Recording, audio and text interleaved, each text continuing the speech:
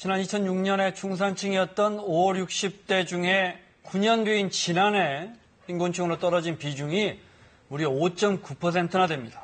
왜 이런 현상이 발생하는 걸까요? 또 이를 막기 위해서 주의할 점은 무엇일까요? 노후 빈곤층 전략을 연세대 사회복지학과 김진수 교수와 함께 살펴보겠습니다. 어서 오십시오. 안녕하세요. 네, 안녕하세요. 자, 5, 60대 중산층이 그러니까 살 만큼 사는 분들이 은퇴 후에 빈곤층이 되는 가장 흔한 유형이 있다면 어떤 걸까요? 지금 중산층이라고 말할 때 그 중위소득의 50%부터 150%라서 네. 50%는 좀 아슬아슬한 사람들입니다. 네. 조금 여유가 있는 사람 이런 차이는 좀 있는데 제일 이제 위험한 거는 빈곤층에 가까운 사람이 빈곤층으로 떨어지는 건 우선 우리 뭐 상식적으로는 이해할 수 있는 것이고 네. 그렇지 않은 분들이 이제 정말 빈곤층으로 떨어지는 경우에 대개 몇 가지 유형 중에 자녀들이 결혼할 때 거의 결혼 비용을 굉장히 많이 쓰면서 네. 그 예기치 않은 이제 비용이 발생하는 게 이제 장기 투병 생활을 하게 돼서 네. 본인 부담을 하면서 이제 완전히 모든 재산이나 이런 것들 잃어버리는 경우 네. 이런 경우들이 굉장히 흔한 경우라고 볼 네. 수가 있고요. 네. 네. 그다음에 자식 보증서 주거나 이런 것들.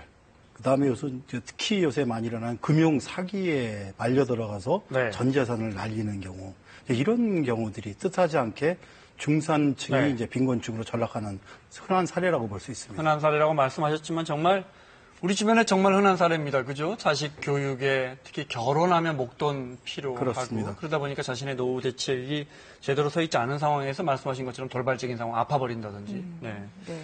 우리 노후에 그 빈곤층으로 전략하는 사람들이 이 정도 된다라는 통계가 어느 정도 있습니까?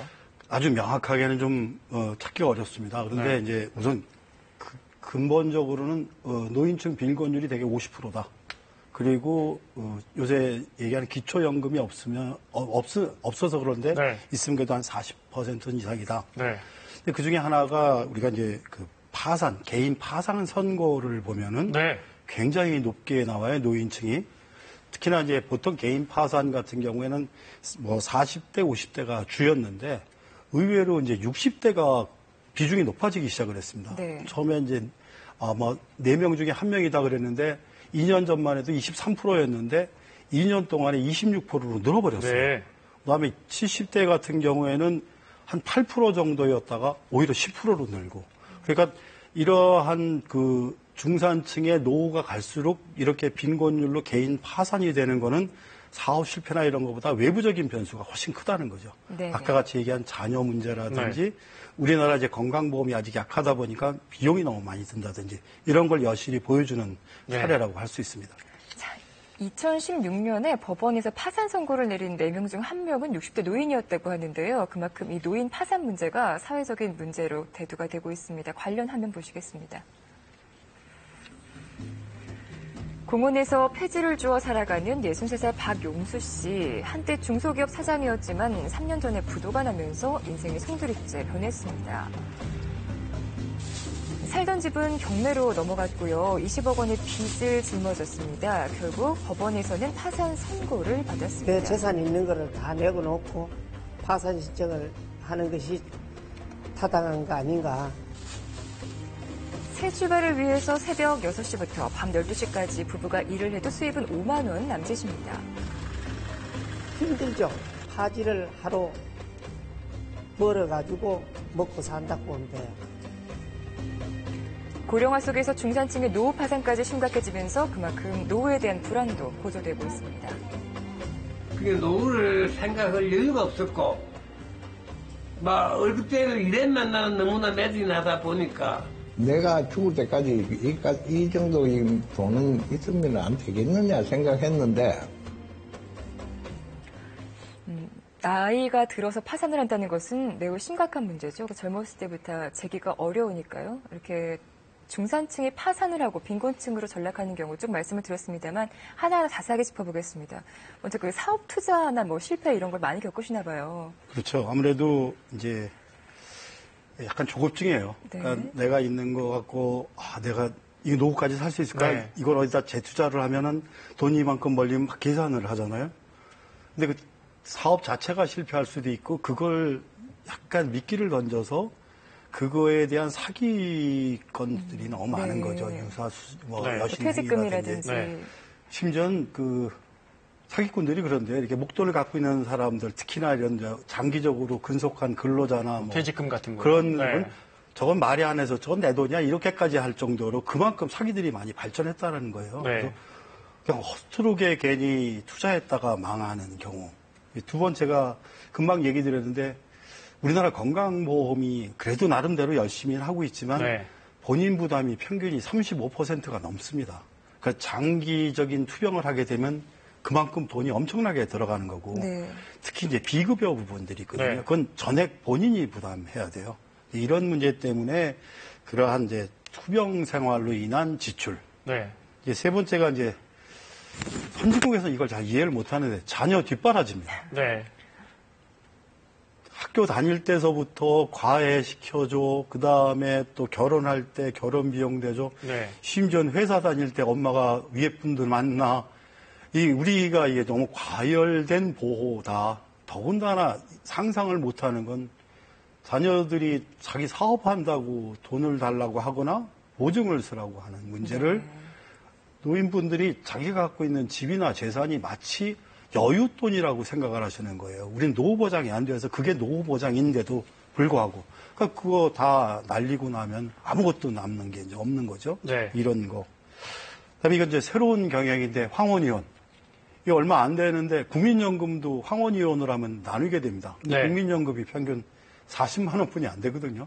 두 분이 살기도 어려운데 그걸 둘이 나누면 20만 원 갖고는 절대로 부족한 거거든요. 그렇군요. 그래서 요즘은 절대로 이혼하지 마라. 이런 얘기들을 많이 하는데 이런 것들이 대부분이 그 빈곤으로 추락하게 되는 원인이라고 할 수 있습니다.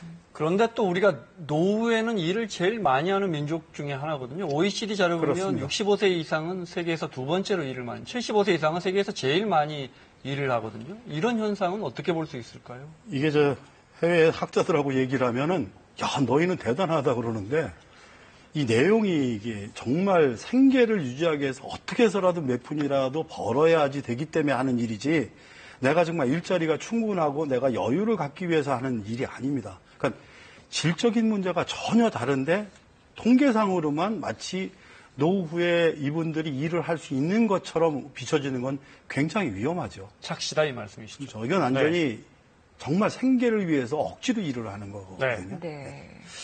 게다가 이제 우리가 평균 수명이 높아졌잖아요. 근데 평균 수명 높아진 건 정말 더 없는 축복인데 경제적으로 어려우면 장수가 오히려 축복이 아니다. 이런 사회적 인식도 커지는 것 같아요.